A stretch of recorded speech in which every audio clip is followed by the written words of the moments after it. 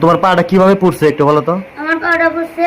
আমার ছেলেটা দিয়ে তারা রান্না বান্না করা, কাজ করা, বাসা কাজ করা, তার একটা বাচ্চা আছে, ওই বাচ্চারে রাখা, সমস্ত কাজ করা তার এনে। তোমার পাটা কিভাবে পড়ছে একটু বলো তো। আমার পাউডার পড়ছে, হুজুরে পাঠাইছে শুক্রবার গেছে, শুক্রবার দিন একসাথে তোর বলায় গেছে, সে কামের সাথে বলায় গেছে, আমি যাইনি।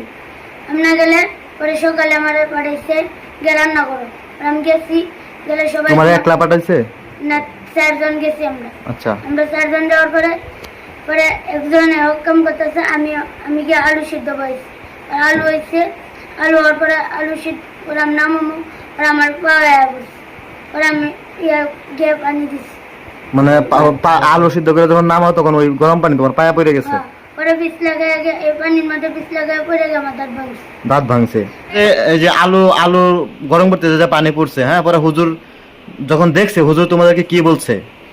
আমাকে তো কিছু বলে নাই, তাদেরকে বলছে। তাদেরকে মানে যারা তোমার সাথে আসিল? তারা বলছে যদি তোরা কেউ মাদ্রাসার নিচে বলস, মাদ্রাসাত বলস, তাহলে তোদেরকে বিটনা দেব। মানে কি ডাইলের কথা কইবার কইছে, গরম পানি কথা কইবার না কইছে।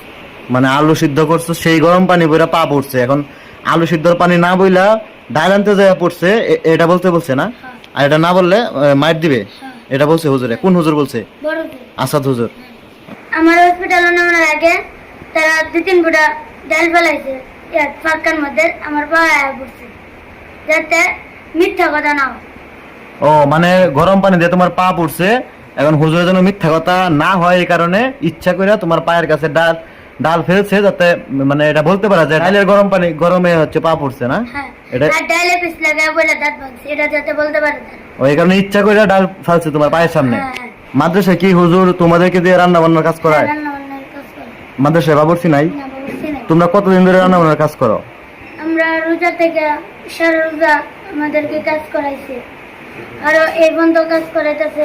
মানে আমার দুর্ঘটনা হচ্ছে, আমরা যাই না, যাই কাটা বাছা করি, মাছ কাটবার গেলে মাছ কাটি, আলু সিদ্ধ করি সকালে। তোমরা নিজেরা সিদ্ধ করো গরম পানি? হ্যাঁ, গরম পানি। তারপরে ভাত কে রান্না করে তোমরাই? ভাত আমরা রান্না করি সকালেরটা, সকালেরটা বিকালেরটা দুপুরেরটা সকালে। আর তরকারি রান্না করে কে? তরকারি বুঝুরের বউ রান্না করি।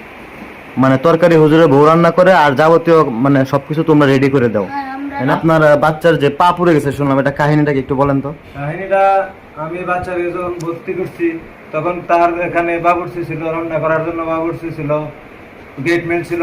যে প্রাইভেট মাদ্রাসা? প্রাইভেট মাদ্রাসা। আচ্ছা। তখন গেটম্যান ছিল, বাবুর্চি ছিল, এই দেখে ভর্তি করছি। এখন বর্তমানে তার 5 থেকে 6 মাস আগে থেকে বাবুর্চি নাই। আপনি কি বাচ্চাকে কি বোর্ডিং এ দিয়েছেন? মানে ওইখানেই থাকে, ওইখানেই পড়ে? হ্যাঁ, এখানেই করে। আচ্ছা। এখন তাইলে কি হইলো, পা পড়লো কেমনে? পা পড়ছে রান্না করতে যায়। রান্না আপনার বাচ্চা কি ওইখানে রান্নার দায়িত্বে? রান্নার দায়িত্বে দেয়, শিডিউল ভাবে রান্নার দায়িত্ব দেয়। আমার দ্বারা একদিন দেয়, অন্যজন আরেকদিন দেয়, এমনি ভাবে রান্না করা। হুজুরকে জিজ্ঞেস করেন নাই যে রান্না বান্নার কাজ বাচ্চাদেরকে দিয়ে করা, এবং আপনি এটা কবে জানতে পারছেন যে বাচ্চাদেরকে দিয়ে করা? গতকালকে জানতে পারছি, এর আগে জানি নাই। আমি এমনি শুনছি, লোকের মুখে শুনছি যে বাচ্চাদের দিয়ে কাজ করা, রান্না করা, কিন্তু আমার বাচ্চারা আমি জিজ্ঞাসা করছি, ওদেরকে এমনি ভাবে পড়াইছি, ওরাও বলে নাই আমার সাথে, ও স্বীকার করে নাই। আমি জিজ্ঞাসা করছি তোরা কাজ করো, তো যে না করে না। কেন? এটা যে স্বীকার করে না, তারা পড়াইছে, মা বাবার সাথে বলতে পারবো না। মানে মাদ্রাসাকে নিষেধ করে দিয়েছে? বড় কোনো আলেম হইতে পারবো না, এটা কালকেও কিন্তু বলছে। মানে এই যে বাচ্চাদেরকে দিয়ে রান্না বান্না করা, এটা বাড়িতে বাবা মাকে বলতে নিষেধ দিয়ে দিছে, তাই না?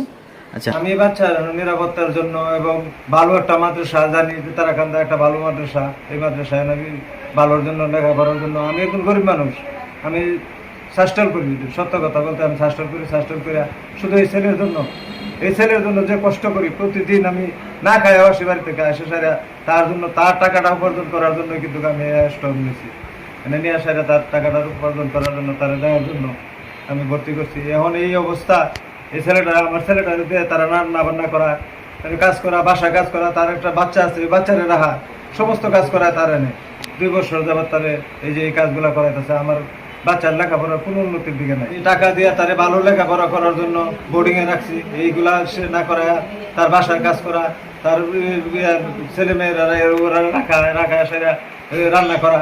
নাম কি? আসাদ হুজুর। আসাদ হুজুর না?